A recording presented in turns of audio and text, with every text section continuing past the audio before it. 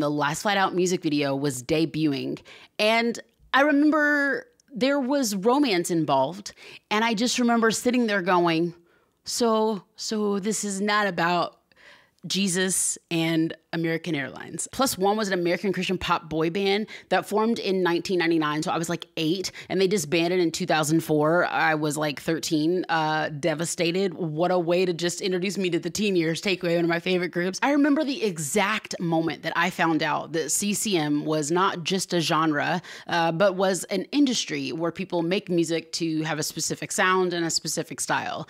And I found out as I was an artist, I won't share the exact moment, but I found out as I was an artist all up in CCM. I totally thought it was a genre only, but apparently it's not just a genre. And I've heard many things over many years that as an artist that has had some awesome moments in CCM, that I would definitely at some point in my life not like the genre, not like the style, not be into it anymore. And all I gotta say is that as a mom of a now 5-year-old, I find myself going, now what song from the 90s and 2000s is she going to learn today? There's so much about CCM and gospel music that I still value and love to this day. And I wanted to bring you guys along the journey as we unpacked the very valid page of Wikipedia, some of our favorite artists, and also their discographies, unpacking the styles, the songs, the lyrics, the production, and why we loved it so much. I'm starting with one of my favorite groups, Plus One. They were like the alternative, if you will, to like NSYNC and Backstreet Boys. And we're not going to talk too much into that and that culture because I'm not going to talk theology or the principles of why we did certain things as a culture. I really want to talk about the music and how that music shaped us as 20, 30, and maybe some early 40 somethings as well. No offense, but I just like the 30 somethings. This was our element. This is our space. This is our time. And we're going to jump in and talk about how it blessed our lives. Plus One was an American Christian pop boy band that formed in 1999. So I was like 8, and they disbanded in 2004. I was like 13, devastated. What a way to just introduce me to the teen years. Takeaway, one of my favorite groups. And then they came back in 2014. I should also say that as I'm talking about these things, I'm going to stop at any band's history around the time of 2010. If you look at the charts, my name gets there around that year, and I don't want to talk about my era and my time. I really want to talk about how this music shaped us when we were kids and teens. The group was Nate Cole, Jason Perry, Jeremy, Nathan Walters, and Gabe Combs. Now, you might have noticed I skipped Jeremy's last name. I think it's just Meyer, or it might be Higher. When I was a kid, I used to tell people that his name was Jeremy Mahier, and I knew that for a fact because I just knew how it was supposed to be said. It was Jeremy Mahier, and I just knew. That is not a true statement, and I'm very grieved that I would talk about that. Their debut album was The Promise, one of the greatest albums ever made. I still listen to it on the regular. Then they released Obvious in 2002, just 2 years later. Then Jason and Jeremy left the band in 2003. We won't talk about my grieving process. And the remaining 3 members signed another deal, and they released Exodus, their first album as a trio. They disbanded in 2004, and then they came back in 2014 and released a baseball song. But again, we're going to stop around the 2004 era. They were formed by a manager named Mitchell. And again, I really want to try to not insert any of my own season or bias here, if you will. But I have met him personally, really neat and nice guy. He was always so nice to my mom and I as we navigated the intricacies of the music business. But so they were formed by Mitchell. And I actually did not know this information until a solid 15 minutes ago, which is when I said, okay, I need to stop and film this video, because there are so many people that make research, like videos like this, and they'll do like all this research, and I commend them for the way that they do their research. I want to let y'all know, I have not done any research on Plus One. This is all fresh off the press. My opinion is the deepest amount of research we're going to get, because I really want to talk about the specific impact, and obviously we'll jump into that. But I also want to just say quickly, it makes sense that they were formed by a manager. I mean, there was so much strategy that was put into this group. It was the era of boy bands. It was this era when a lot of families that did not listen to mainstream music were looking for this in the Christian space and the gospel space. And then all of a sudden this group appears. And that makes so much sense. It's just so interesting though. Like I said, I didn't really know that like this was considered an industry till I was a grown up basically. And I remember looking back and just being like, oh my gosh, like they must all be cousins. Like they must all have grown up at the lunch table talking about the promise. And then they became adults and they said, we should probably tell everyone else about the promise too. But that's not what happened. Doesn't make it any less magical. It doesn't make it any less good. And I think that that's something that I hope as a Christian culture, even though I just literally said that I don't want to talk too much about culture, I hope that that's something that we can vibe with and that we can operate in is like a lot of the things that we see that happen for like entertainment's sake that also just so happen to have a faith element. It's okay if they were curated or made. We just say it. Say, hey, this was curated. This was made. Because that just means that people were working really hard and doing really cool stuff. And I think that's really cool. And now I'm off topic. So they were like formed as a group from all over the country, like Indiana and California and Florida and stuff. And also Missouri. That's where my husband's from. Crazy. And then they have the group name Plus One, which refers to the members of the group plus God, which is so classic late 90s Christian music. I love it so much. They had auditions and then they made a group. I also just found out that David Foster was one of the producers on the record The Promise. Now, David Foster is one that when his name shows up, especially now, he's a legend. And I know he's done a lot of legendary things. I'm pretty sure he wrote the song The Prayer. Also, he married Catherine McPhee and he was on The Masked Singer. But this now is the coolest thing that he's done, which is produced The Promise. That record is magical and I love it so much. It had Written on My Heart, Got Us in This Place. And we're going to actually run through all the songs on that record. But this also talks about how when they did that tour, but when they did that record, they also toured with like Jackie Velasquez, Rachel Lampa, and Stacey Orico. And these are the artists that just, I mean... If you know, it was this era where it was pop with like a little of like R&B, not a ton of R&B, but it was just like a hint of like soul. It was just some good stuff, just the best stuff ever. The songs on The Promise are Written on My Heart, God Is in This Place, The Promise, the title of that one, My Life, Soul Tattoo, I Will Rescue You, When Your Spirit Gets Weak, Last Flight Out, Run to You, Be, Here in My Heart, and My Friend. I did a music video to most of these, either choreographed dances myself or my Barbies or the actors. My sister and I also did God Is in This Place at our church multiple times because the lyrics say, I need to say that God is in this place. And what better place to sing it than literally in the pulpit? And I also remember when the Last Flight Out music video dropped on Disney Channel. And the Last Flight Out music video was debuting. And I remember there was romance involved.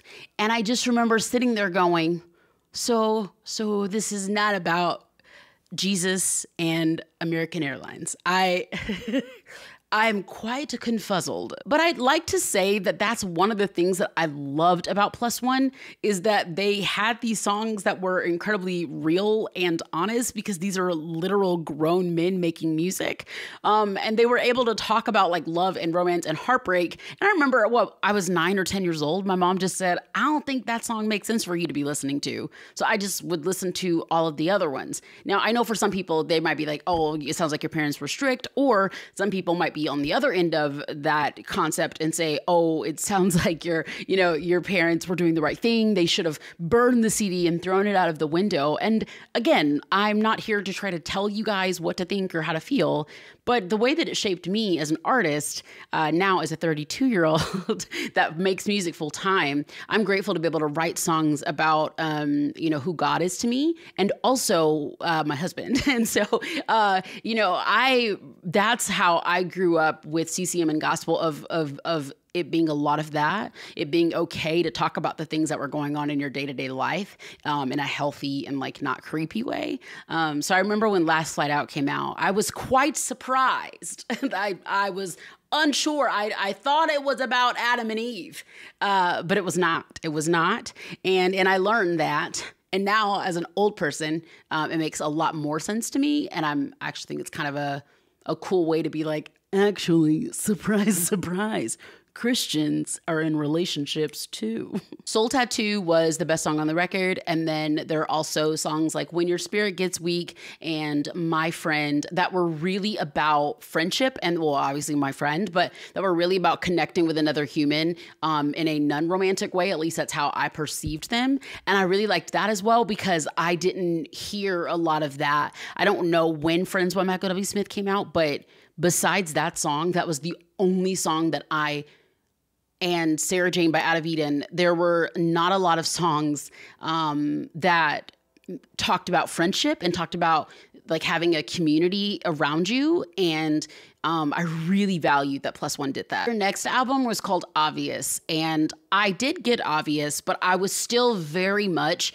committed to The Promise because I just loved that record and I just could not stop playing it on repeat. But I do remember specifically it started off with the song Camouflage, and our family like sometimes hunts, my granddad is particularly. So I just remember hearing Camouflage and being like, oh, they know us. Then you have Use Me, Let Me Be the One, Under the Influence, You, I Don't Care, Kick Me, Going Crazy, Calling Down an Angel. That's so good. Forever, and then Who Am I? Now, when you look at this on iTunes now or Apple Music, it says like lead Vox up version or without organ version. And I mean, here's the thing, Plus One, trendsetters. Am I right or am I right?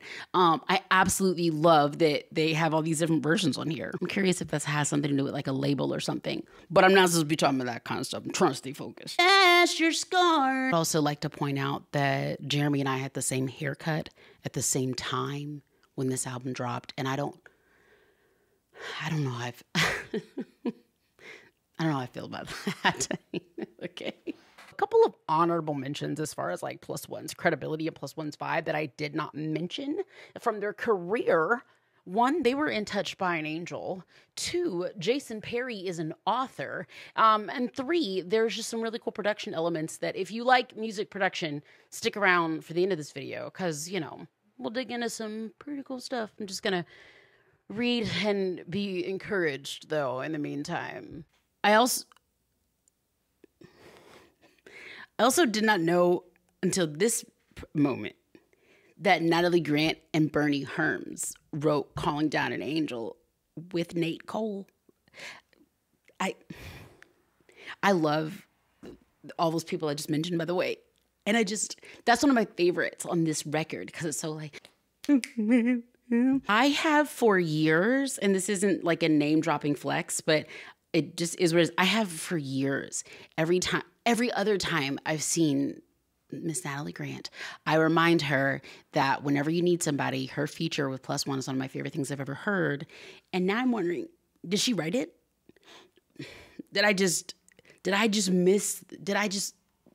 I'm sorry. What else is everybody keeping from me? What else do you guys know that I don't? They did a Christmas album because duh, we all love Jesus. And then two of them left. Another thing I'm not going to talk about in these videos is why anybody did or didn't believe whatever, but it did change some things for the group. However, it was pretty cool to see that the three of them still decided to say, okay, let's make a record. Now, was this due to a contract? I don't know. In this space, we say, that's so cool that they all were like, let's just do it. Let's believe in the dream. Let's do it for the kids. So they had songs like Outlaw, Tonight, Beloved, Sea of Angels, Poor Man, Quest of Many Trails, Exodus, Circle, Here I Am to Worship, a cover, and then Like a Kite. My sister loved, I think she really liked the song Poor Man. And there was another one too that she liked, but we both really liked Be Love. I mean, he straight up said, you are ruining the mood. I'm sorry. I am sorry. From a numbers perspective, that third record, well, fourth being how the Christmas record, did not do the same numbers as the first two, right? And we hear people talk about that kind of stuff all the time. On the flip side of things, I still value all of those records. You need each of those seasons, each of those songs, each of those timelines, stamps in the timeline, if you will, because they tell a different part of a person's story and they tell a different part of a musician or creative's journey. Without that last record, I mean, Be Love would not exist. And I'm glad they kept making music. And hey, who knows? Maybe they're going to make, sorry. I built it up like I was about to make an announcement. Like I knew something that you guys didn't know. That's not what's happening. Wishful thinking, all wishful thinking. However, this is a full studio, guys, full studio. In late 2004, somewhere around my 13th birthday, Plus One disbanded. And there were later projects. There was a band called Castle Door. It was two of the guys and some of their wives, or those two guys and it was some people in that group. And you know, now everyone's still out in the world, being a person, doing great. I really loved Plus One growing up, and I still really love Plus One to this day. The Promise affected me in a way that I can't explain. Those accompaniment tracks that I got at Lifeway Christian Bookstore were a part of teaching me that I could sing songs at my church too. Up until this point, most of the songs that I was listening to were sung by girls. This was one of the first times that I was singing music that was in a different range and a different, part of my voice. And I was realizing, wait a second, I've been hearing this word alto for a long time. Does this possibly apply to me? Is it easier to sing these songs written for these dudes versus these songs written for these girls who also happen to be sopranos? Plus One changed my music production ear. They changed the music that I listened to. I really, really invested in that record. And I think that if you grew up listening to them, then you would probably also say that they changed the way you listen to music in a positive way too. It feels almost impossible to pick a favorite Plus One song, but of course we've got to try, or at least leave in the comments your top 3. Mine in no particular order are When Your Spirit Gets Weak, Soul Tattoo, and the one with Natalie, I Will Be That Friend, right? Is that the title of it? One of my favorite collaborations that ever existed in the world. I think that's actually how I heard about Natalie Grant, and I was like, who is she? Is she the queen of the microphone? Would love to know what songs you listened to growing up or even now that you really like by them. And I would also love to know, what do you guys think about this style of video and where should we go next? It's between Zoe Girl and Jump 5. So what's up? I thought it'd be kind of fun to honor Plus One by way of recreating a hook, maybe creating a hook that recreates the production sound that at least connected with me as a listener. So I broke down in 4 different parts some of the production elements that we hear quite commonly on the record, The Promise. In the vocals department, we've got a lot of group vocals on like specific or ending words, right? And that's still pretty common in pop music today. So it's not stacked vocals on every single line, but you'll definitely hear some of the stacked vocals on the 4th, 5th, and 6th words out of an 8-word phrase. You'll also hear a lot of ad-libs because they can do really awesome ad-libs. And then you also hear a lot of undersung group vocals. Now, I don't mean undersung by like any type of insult or anything like that. It's just that when you hear certain ad-libs, you know that they can really belt and they have really powerful voices. But when you hear them singing together, a lot of times it's kind of undersung. And I think that's very intentional. Something I work with a lot of times with like my choir kiddos is blending your voice and not always taking, moments when you're singing with other people as a moment to shine as a vocalist, because it kind of takes away the entire premise of being in a group. As far as the melodies, I wrote down bouncy synth, diamonds, a lot of sparkly sounding synth. Some nylon strings. There's so many nylon string moments. Some acoustic strumming, not necessarily palm muting, but lots of up, down. And then a lot of us accented electric, which is just, I never noticed before, but I did notice that on this time listening quite intentionally regarding like music production. And then in the percussion realm, there's a lot of like sizzly kick, which a lot of people may call that like a distorted kick. I call it a sizzly kick because that's what my brain hears it as. And then I also heard a lot of like panning percussive loops. Back, forth. Never noticed that. And then lyrically, 4th category, lyrically, I mean, there's a lot of good content on this record, but I really wanted to focus on something about platonic friendships, because I feel like that's something that does not get written about enough, and this era really wrote about that a lot and really helped me. So let's hop into my DAW, which is my digital audio workstation. I use Logic Pro. I'm going to put my glasses on because I can't necessarily work without them. And we're just going to unpack this a little bit as we jump in. So I like the kind of slow jam vibe that Plus One gave. So I wanted to see what a BPM of like 140 would do. Oh my gosh. Yes, that's a vibe. Same microphone I'm using for my camera is the same microphone that I use to track vocals. And I've decided that I want to try to do some vocal stuff first. So let's go. You were the one I always needed. You are the one who's always there. No one come close. That doesn't make sense. No one comes close and no one compares. You're always gonna be there. Yeah, kinda, I don't know, maybe, so. Who's always you're always